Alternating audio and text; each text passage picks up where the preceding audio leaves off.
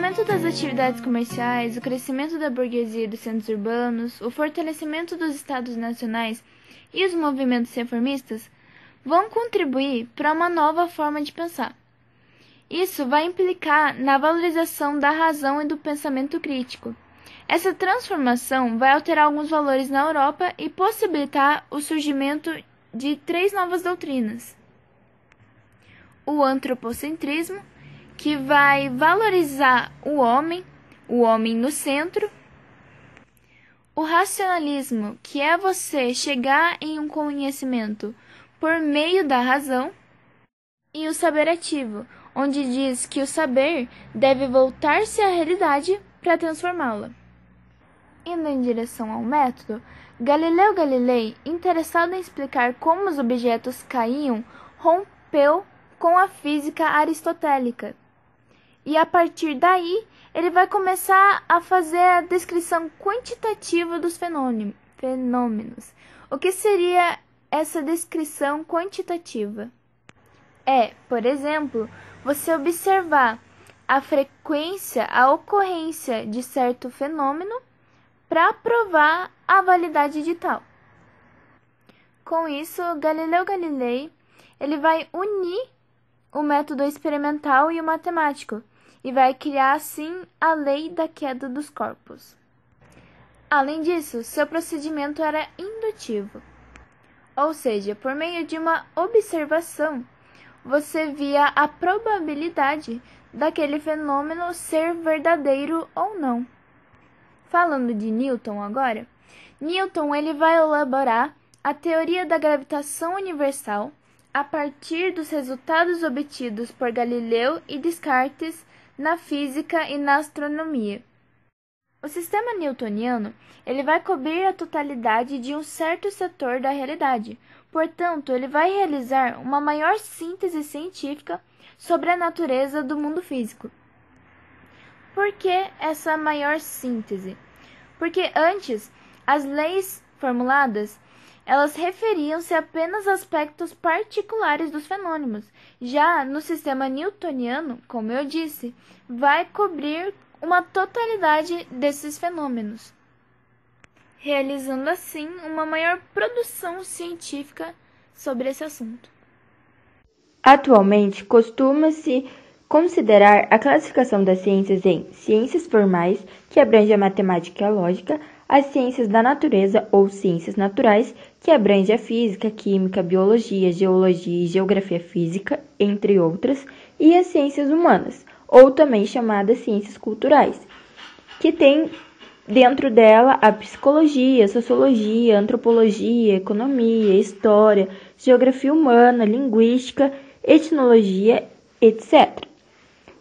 Ela tem a classificação das ciências tem por desenvolvimento a biologia, a genética e a química também.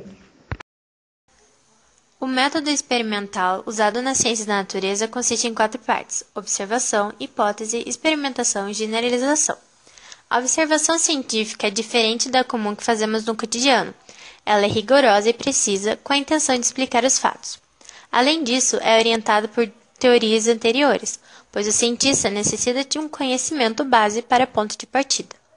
A teoria ensina o cientista a enxergar o que ele precisa. Ao final, sua observação é interpretativa. A hipótese é a explicação provisória para a observação. Ela é o estudo dos fenômenos como eles se apresentam naturalmente. Sua função é reorganizar os fatos de acordo com uma ordem e tentar explicá-los. Para isso, o cientista utiliza a indução, que é o ato de chegar a um resultado a partir de elementos previamente presentes, a analogia, que é uma relação de semelhança estabelecida entre 2 ou mais entidades distintas, e a dedução. Para ser válida, ela necessita ser relevante, poder ser submetida a testes e ser compatível com outras, podendo formar um todo coerente. A experimentação consiste em uma observação para controle da hipótese, sendo o estudo dos fenômenos em condições determinadas pelos cientistas. Ela proporciona a repetição dos fenômenos, variar as condições de experiência, tornar mais lentos os fenômenos muito rápidos, a fim de poder observá-los e tirar conclusões de uma maneira mais eficaz e simplificar os fenômenos. A generalização é obtida a partir da análise do objeto em questão e a formulação de leis e enunciados, onde esses são relações constantes para certo grupo. A generalização pode ser dividida em dois: as leis empíricas, que sintetizam uma série de resultados observados em diversos ensaios, sem que seja necessário, para isso, dispor de uma teoria que a sustente, nem explicar por que e por quais processos naturais e físicos ela funciona, como, por exemplo, o calor dilata os corpos. As leis teóricas ou teorias propriamente ditas são leis mais gerais e abrangentes. Ele tem caráter unificador porque reúne diversas leis particulares e caráter heurístico, porque consiste no poder da descoberta.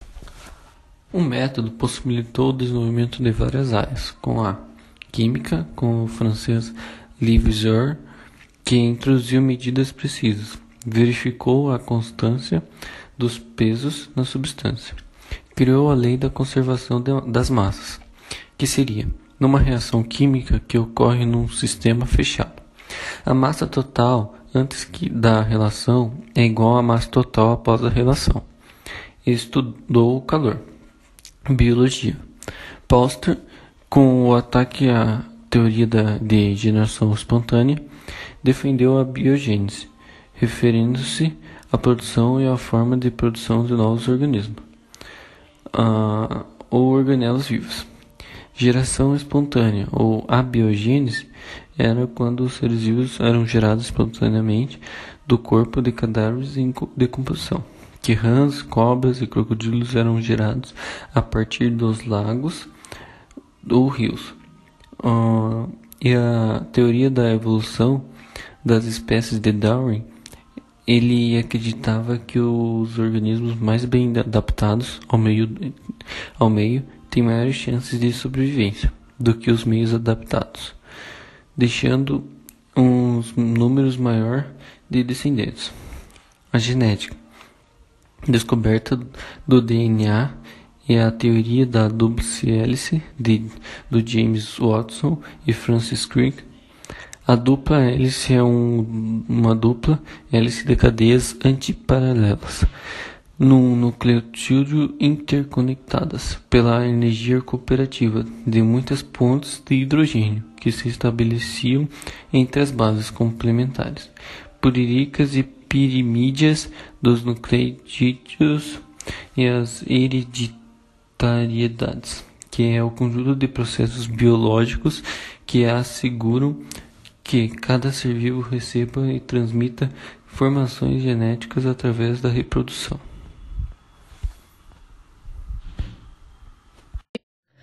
A crise da ciência moderna foi motivada pela geometria euclidiana, que é a geometria em 2 e 3 dimensões baseada nos estudos de Euclides, e pela teoria da relatividade de Albert Einstein, que é a denominação dada ao conjunto de duas teorias científicas, a relatividade restrita ou especial e a relatividade geral. Essa crise possibilitou uma nova ciência. Essa ciência tinha como bases a lógica simbólica ou lógica matemática, que, ao contrário das outras duas apresentadas, a do silogismo e de conjuntos, substitui a palavra por ideia. O Círculo de Viena, que era um grupo de filósofos que se juntou informalmente para reconceituar o empirismo, a teoria de falsabilidade ou de refutabilidade de Karl Popper, que seria a propriedade de uma ideia, hipótese ou teoria poder ser mostrada como falsa. E o conceito de paradigma, que, segundo Thomas Kuhn, são as realizações científicas universalmente reconhecidas que, durante algum tempo, fornecem problemas e soluções modelares para uma comunidade de praticantes de uma ciência.